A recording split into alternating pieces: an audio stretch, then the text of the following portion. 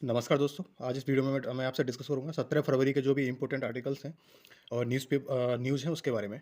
तो पहला इसमें टॉपिक है डीप ओशन मिशन के बारे में। तो ये डीप जो ओशन मिशन है ना, ये 2021 में स्टार्ट हुआ था फॉर 5 ईयर 5 साल के लिए और इसको अलग-अलग फेज़ों में स्टार्ट किया गया था। ठीक है? ये मतलब इसको इम्प्लीमेंट किया गया था और ये जो अर्थ साइंस जो मिनिस्ट्री है, मंत्रालय है, उसके अंतर्गत ये स्टार्ट हुआ था और ये जो पीएम जो STIAC करके जो एडवाइजरी काउंसिल है ना, पीएम जो science technology innovation and advisory council, उसके अंतर्गत ये वन ऑफ द वन मतलब जो 9 मिशन है उसके अंतर्गत, उसमें से एक मिशन है ये। ठीक है, ये चीज़ है और इस मिशन के ना 6 पिलर हैं। कितने? 6। इस मिशन के 6 पिलर हैं, जिसमें से एक पिलर है मत्स्य 6000। ठीक है? अब ये 6 यहाँ मत्स्य मत्स्य 6000 का मतलब क्या है यहाँ पे? यहाँ पे बेसिकली मतलब ये है ना कि एक सबमर्सिबल टाइप का ना इक्विपमेंट होगा। उसको नीचे समुद्र में ना 6000 मीटर नीचाई तक ना उसको लिया जाएगा और वहाँ पे वो एक्सप्लोरेशन करेगी। किसकी? मिनरल्स की, वाटर के बारे में, वाटर क्वालिटी के बारे में और भी चीज़ें एनवायरनमेंट से रिलेटेड और क्लाइमेट से रिलेटेड, ठीक है? उन चीज़ों के बारे में और मेजरली इसका काम होगा कि जो बेसिकली जो ओशन में ना जो भी मिनरल्स होते हैं, उनको एक्सप्लोर करना, उसकी खोज करना, ठीक है?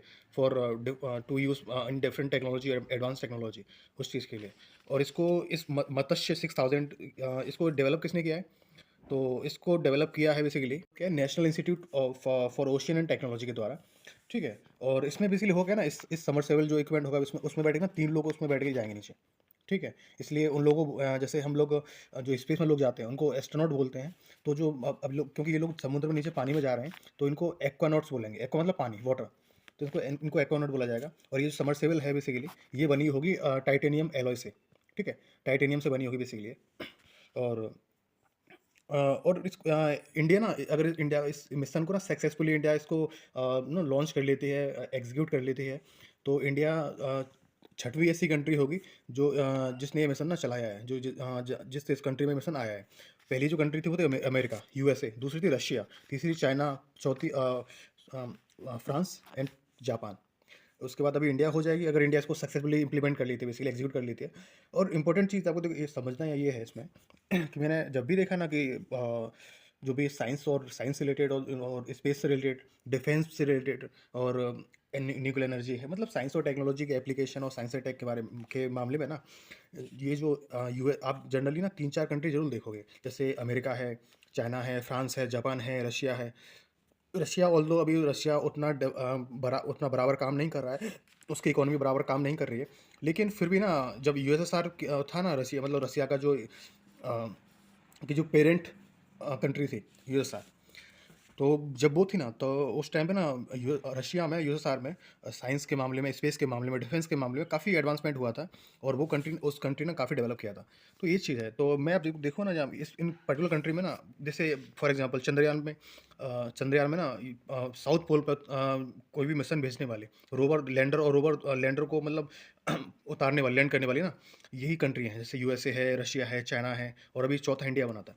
तो इन 3-4 कंट्रीज़ के नाम ना आपको हमेशा किसी भी एडवांस मिशन में आपको देखने को मिलेंगे। अगला जो टॉपिक है इसमें वो है मिशन अमृत सरोवर के बारे में। सरोवर का मतलब होता है ताल, ठीक है? जो ताल होता है उसको बोलते हैं। तो इसको मिशन अमृत सरोवर क्यों बोला गया है? क्योंकि ये 2022 में स्टार्ट हुआ था। ये किसका पार्ट था? ये पार्ट था आज़ादी का अमृत महोत्सव का। जो आज़ादी का अमृत महोत्सव था ना, उसका पार्ट था और ये 2022 में स्टार्ट हुआ था। और ये इसमें बेसिकली ये है कि इंडिया में हर स्टेट में ना 75 जो ताल हैं, पॉन्ड हैं, वो बनाए जाएँगे, ठीक है? पूरी कंट्री में। और टारगेट ये था कि भाई 2026 तक ना, 2026 तक ऑलमोस्ट इसमें 50,000 ताल को बनाया जाएगा, पॉन्ड्स बनाए जाएँगे। और ये मिशन ना अलग-अलग फ़ेज़ में चलेगा। अभी सेकंड फ़ेज़ इसका स्टार्ट हो चुका है। सेकंड फ़ेज़ इस मिशन का स्टार्ट हो चुका है, मिशन अमृत सरोवर का। और अब ये मिशन ना है क्यों ये? इसका इम्पोर्टेंस क्या है? तो बेसिकली ना, ये जो इकोलॉजिकल बैलेंस है, उसको स्टडी करेगा, उसके बारे में हमें डेटा देगा, उसके बारे में काफ़ी रिसर्च करेगा। तो ये ना एनवायरनमेंट में हेल्प करेगा, वाटर स्कार्सिटी उसके बारे में बताएगा, ठीक है? डेटा इकट्ठा करेगा, सब गवर्नमेंट उसके बारे में मतलब रिसर्च करेगी, तो उसमें हेल्प करेगा ये।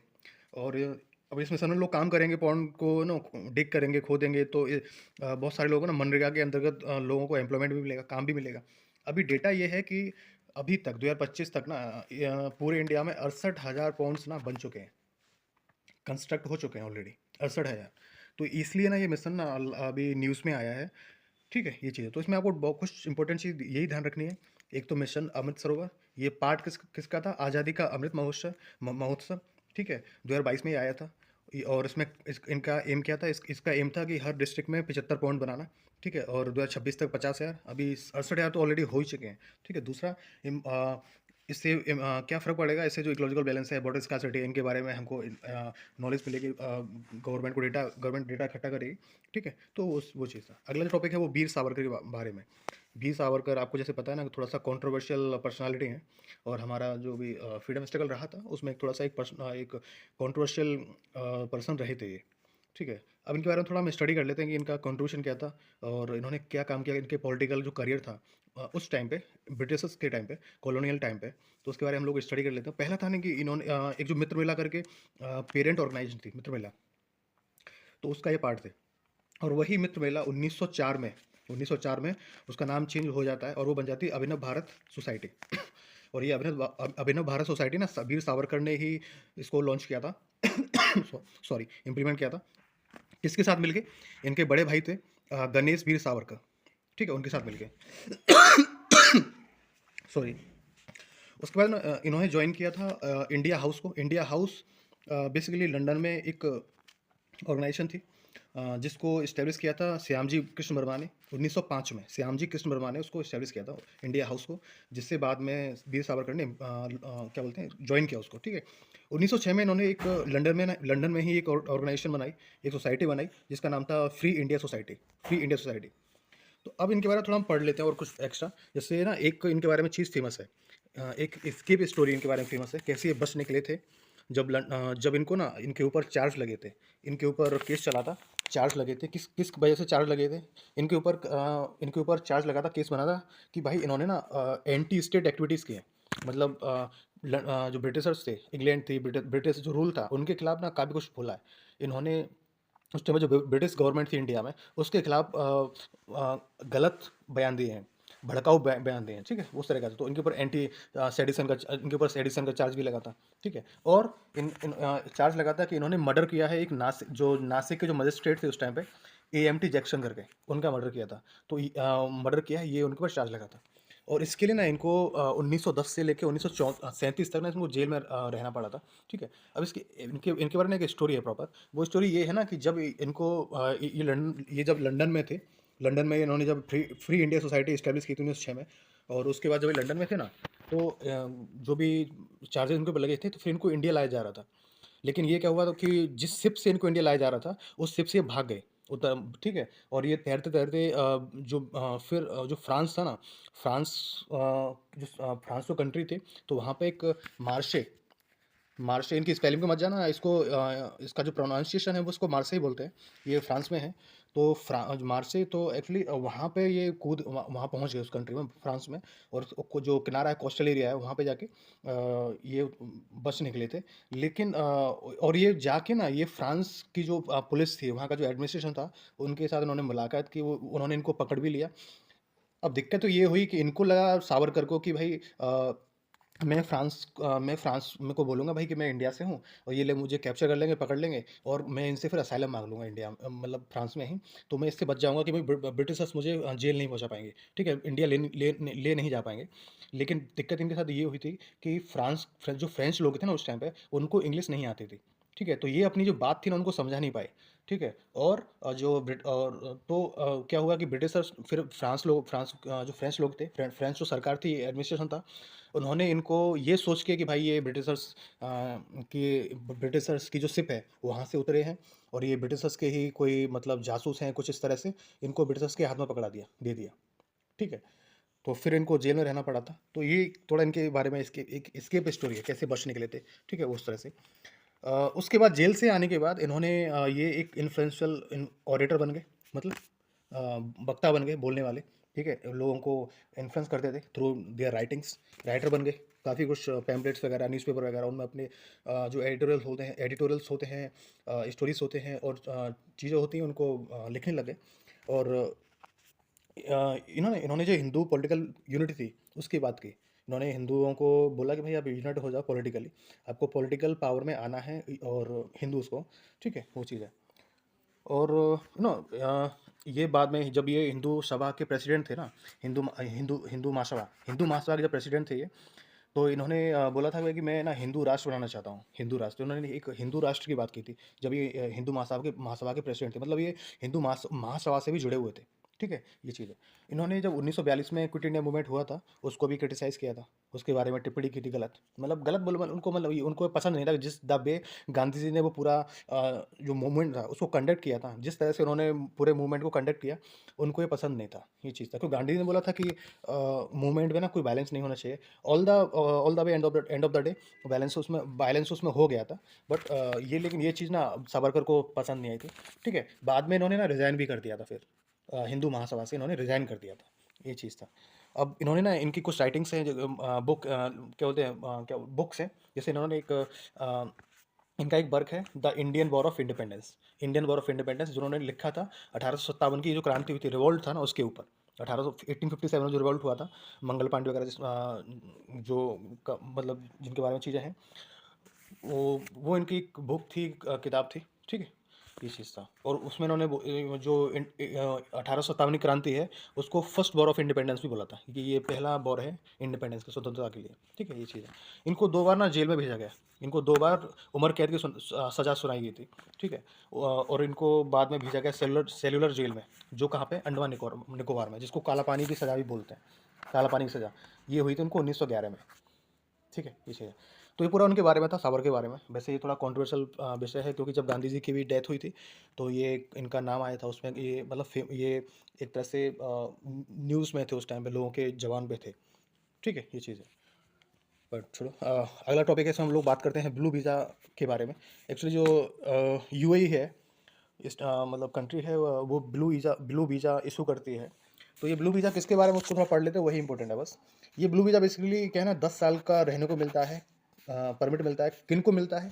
ऐसे लोग जिन्होंने कुछ काम किया है पर्यावरण से जुड़ा हुआ, या जो किसी एनजीओ से जुड़े हुए हैं, जो एनजीओ काम कर रहे हैं पर्यावरण के बारे में, या ये किसी भी तरह का इन्होंने कंट्रीब्यूशन दिया है पर्यावरण में, तो उनको यूएई की सरकार 10 साल का रेसिडेंसी परमिट अलाउ करती है, ये चीज़ है। अगला इसमें एक वैसे और भी चीज़ है ना, वो टॉपिक जो वीज़ा है, और यूएई जो क्या बोलते हैं, इशू करती है फॉरेनर्स को। एक है गोल्डन वीज़ा, ठीक है, एक है ग्रीन वीज़ा। अब ये गोल्डन वीज़ा किसको देती है? ये गोल्डन वीज़ा यूएई की सरकार देती है ऐसे लोगों को जो बड़े एंटरप्रेन्योर हैं, इंडस्ट्रियलिस्ट हैं, उन लोगों को। ठीक है, बिजनेसमैन हैं, उन लोगों को। ग्रीन वीज़ा किसको देती है? ये ग्रीन वीज़ा देती है जैसे कोई फ्रीलांसर है किसी दूसरी कंट्री का, या कोई जो बंदा है जैसे आईटी में काम करता है। ठीक है, तो उस तरह के लोगों का। तो अगला टॉपिक है इसमें बेसिकली मित्रा के बारे में। मित्रा की फुल फॉर्म है mutual fund investment tracing and retrieval assistant. ठीक है, इसको आपको जानने की जरूरत नहीं है, आपको मैं इसका क्रक्स बता देता हूँ। इस पूरी कहानी, इतने टेक्निकल टर्म्स आपको सुनने की जरूरत नहीं है, पर याद भी नहीं रहेंगे। बस इतना समझ लीजिए कि आपको ये तो बताइए म्यूचुअल फंड क्या होता है। जब कुछ नो दो चार और कितने भी, मतलब दो तीन से ज़्यादा जब लोग ना, इन्वेस्टर साथ में आते हैं, और एक जो क्या बोलते हैं, म्यूचुअल एक्सपर्ट, जो सॉरी इन इन जो इन्वेस्टमेंट के बारे में जो एक्सपर्ट होता है, उसको हायर करते हैं, और वो उनका पैसा ना पूल में डालता है, मतलब इन्वेस्ट करता है। ठीक है, तो उसको म्यूचुअल फंड में इन्वेस्टमेंट बोला जाता है बेसिकली। तो कभी कभी क्या होता है ना कि किसी बंदे का ना अकाउंट है, ठीक है, वो म्यूचुअल फंड में इन्वेस्ट करता है, लेकिन काफ़ी लंबे समय तक, ऑलमोस्ट 10 ईयर्स तक, 10 साल के पीरियड तक उसने उसमें कोई ट्रांजैक्शन नहीं किया है, ना तो पैसा डाला है, ना पैसा निकाला है। ठीक है, अकाउंट से। तो उस पर्टिकुलर जो अकाउंट होता है, और जो इन्वेस्टमेंट होता है, उसको बोलते हैं इनएक्टिव फोलियो। उसको क्या बोलते हैं? Inactive folio. वो इनएक्टिव है, एक्टिव नहीं है वो। ठीक है, तो ये चीज़ है। तो ये मित्रा बेसिकली क्या है? मित्रा एक डिजिटल प्लेटफॉर्म है, एक डिजिटल प्लेटफॉर्म है। गवर्नमेंट जो लॉन्च किया है सेबी ने। सेबी की फुल फॉर्म क्या है? Security and exchange board of India. ठीक है, तो ये क्या करेगा? ये जो डिजिटल प्लेटफॉर्म है, ये उन इन्वेस्टर को असिस्ट करेगा, उनको बताएगा, जिससे वो ट्रेस कर पाएंगे और रिक्लेम कर पाएंगे अपनी इन्वेस्टमेंट, अपने अकाउंट को, जो भी उन्होंने इन्वेस्ट किया है, जो भी इनएक्टिव जो फोलियो है, उसको वो ट्रैक कर पाएंगे, रिक्लेम कर पाएंगे, एक्टिव कर पाएंगे बेसिकली। ठीक है, ये चीज़ था, ये पूरा टॉपिक था, मतलब इतना ही आपको जानना है बेसिकली। आपको पूछ सकता है कि इनएक्टिव फोलियो क्या होता है, इस चीज़ के बारे में। ठीक है, या फिर मित्रा जो बेसिकली जो न्यू डिजिटल प्लेटफॉर्म है, उसको लॉन्च किसने किया था? सेबी ने। और ये क्या करेगा? ये करेगा, असिस्ट करेगा इन्वेस्टर्स को, जो पैसा इन्वेस्ट करते हैं म्यूचुअल फंड में, ठीक है? टू ट्रैक और टू रिक्लेम। अगला जो टॉपिक है बेसिकली इसमें है सूडान वायरस डिजीज़ के बारे में। अभी क्या है ना, ये सूडान वायरस डिजीज़ का पहला केस आया था 1976 में, 1976 में। और अभी ना इसका आउटब्रेक हो गया है, ये WHO ने बोला है, आउटब्रेक हो गया युगांडा में, जो अफ्रीका की ही एक और दूसरी कंट्री है, देश है, काफ़ी अंडर डेवलप्ड, गरीब, विदाउट नो इंफ्रास्ट्रक्चर, वो वाली कंट्री है ये, ठीक है? और ये जो डिजीज़ है वो कुछ एबोला की तरह है। और ये इसके बारे में जानना आपको इम्पोर्टेंट ये है कि एक एंजोटिक डिजीज़ है, एंजोटिक वायरस के थ्रू हुई है, एंजोटिक वायरल डिजीज़ है ये, ठीक है? अभी एंजोटिक क्या होता है? एंजोटिक होता है ना कि जब कोई भी जो डिजीज़ है, ठीक है, वो जब ना किसी एक सर्टेन कम्युनिटी में हुई है, ठीक है, ये एक सर्टेन एरिया में हुई है, जियोग्राफिकल एरिया में हुई है, तो उस चीज़ को हम बोलते हैं एंजोटिक वायरस। अगर इसको आप जैसे बोलते हैं ना कि अगर आपको उसको पूरा करोगे तो आप लिख सकते हो एंडेमिक, ठीक है, एंडेमिक जूटिक, ठीक है? तो मतलब ये एंजोटिक वायरस है, मतलब एक किसी पर्टिकुलर जब भी कोई भी डिजीज़ किसी भी सर्टेन एरिया में सर्टेन कम्युनिटी में फैलती है, आउटब्रेक उसका होता है, तो उसको एंजोटिक वायरस एंजोटिक डिजीज़ बोलते हैं, बेसिकली ये चीज़ है, ठीक है? ये एक वायरल डिजीज़ है, ये इतना ध्यान रखना। और इसका जो रिजर्वायर होता है वो होते हैं बैट्स, चमगादड़ और प्राइमेट्स। प्राइमेट कौन से वाले? वो वाले प्राइमेट्स जो नॉन ह्यूमन है, ध्यान रखना, बस ये चीज़ जानने की है। इसकी जो फर्टिलिटी रेट है, फर्टिलिटी रेट मतलब अ, अगर किसी को हो जाए, तो जैसे मान लो 100 लोगों की हो गई, 100 लोगों को ये बीमारी हो गई, तो इसका जो फर्टिलिटी रेट है वो मतलब 47 है, मतलब 100 में से 47 लोगों के चांसेस होते हैं कि डेथ भी हो जाए उनकी, अगर टाइम पे उनको प्रॉपर ट्रीटमेंट ना मिले। तो ये पूरा टॉपिक था, ठीक है? Thank you.